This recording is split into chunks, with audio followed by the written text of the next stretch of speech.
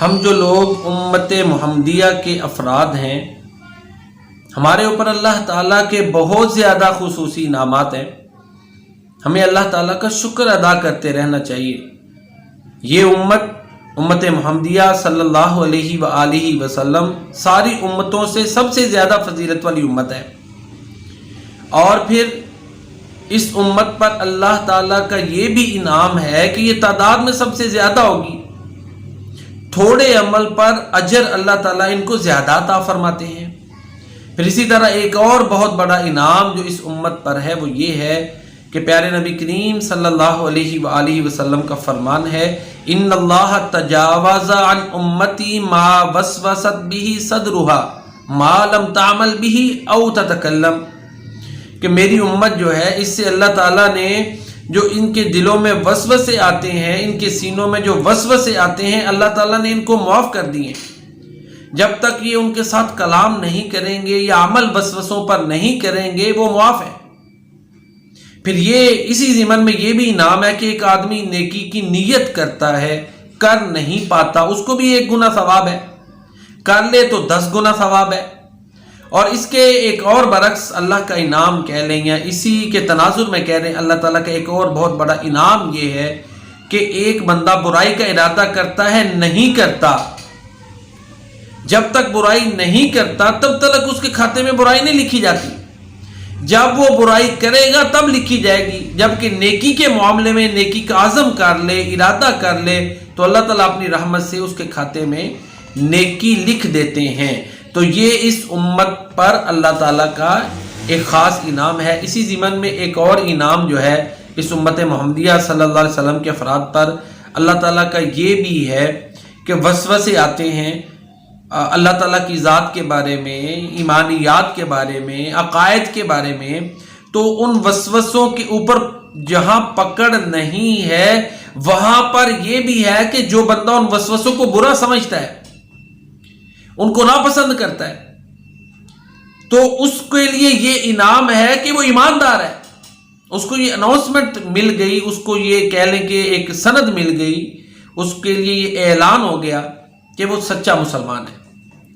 کچھ لوگ پیارے نبی کریم صلی اللہ علیہ وآلہ وسلم کے صحابہ کرام میں سے رسول کریم صلی اللہ علیہ وسلم کے پاس آئے اور عرض کرنے لگے کہ اِنَّا نَجِدُ فِي أَنفُسِنَا مَا تَعَاظَمَ أَحَدٌ أَن يَتَكَلَّمَ بِهِ، ہمارے دلوں میں وہ خیالات آتے ہیں کہ ہم ان کی بات کرنا، ان کو زبان پہ لانا بہت بڑا گناہ سمجھتے ہیں.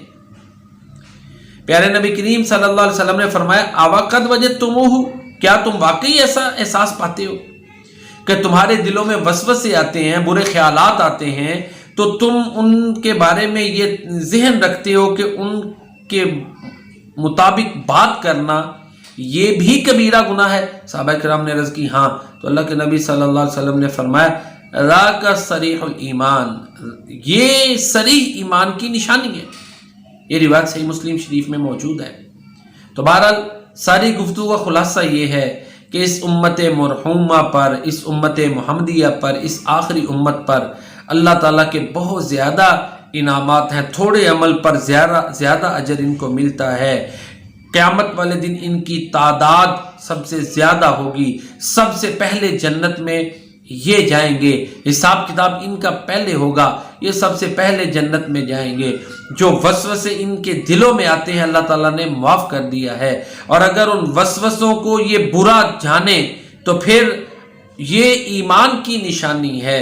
اگر کوئی نیکی کا عزم اور ارادہ کرے تو ایک نیکی اگرچہ وہ عمل نہیں کر پاتا اس کے کھاتے میں لکھ دی جاتی ہے. اور اگر بدی کا ارادہ کرتا ہے تو جب تک عمل نہیں کرے گا تب تک جو ہے بدی اس کے کھاتے میں، اس کے نامہ اعمال میں نہیں لکھی جائے گی. اسی طرح اگر نیکی کا ارادہ کرنے کے ساتھ اس پر عمل کر لیتا ہے تو 10 نیکیاں یا اس سے جتنی اللہ کی مرضیاں بڑھا کے اس کے نامہ اعمال میں لکھ دی جاتی ہیں. تو یہ اللہ تعالیٰ کے جب ہمارے اوپر خصوصی انعامات ہیں، وہ ذات غفور الرحیم ہے، تو ہمیں پھر اس کا شکر ادا کرنا چاہیے نا. اور جس نبی نے یہ منتیں کر کر کے انعامات لیے، یا جس نبی کی امتی ہونے کی وجہ سے اللہ تعالیٰ نے ہمارے اوپر یہ انعامات کیے، ہمیں چاہیے کہ ہم اس نبی پر زیادہ سے زیادہ درود و سلام بھیجیں.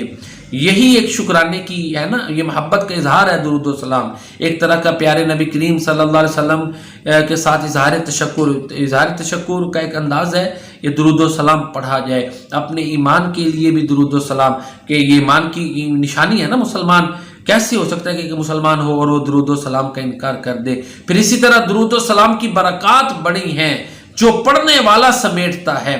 تو جب اللہ کے یہ انعامات ہیں، پیارے نبی کریم صلی اللہ علیہ وسلم کی دعاؤں، راتوں کو رو رو کے انہوں نے ہمارے لیے یہ چیزیں مانگی، سفارش کا حق مانگا، کہ یہاں یہ مانگا کہ جس نے لا الہ الا اللہ سچے دل سے پڑھ لیا ہے، اللہ تعالیٰ نے یہ حق عطا کر دیا آپ کو شفاعت کا، کہ آپ اس کو جو ہے نا وہ دوزخ سے نکال کر جنت میں لے جائیں گے۔ اللہ کا شکر ادا کریں، پیارے نبی کریم صلی اللہ علیہ وسلم کی سنتوں کو اپنائیں اور آپ پر کثرت سے درود و سلام بھیجیں، یہ ہمیں کرنا چاہیے۔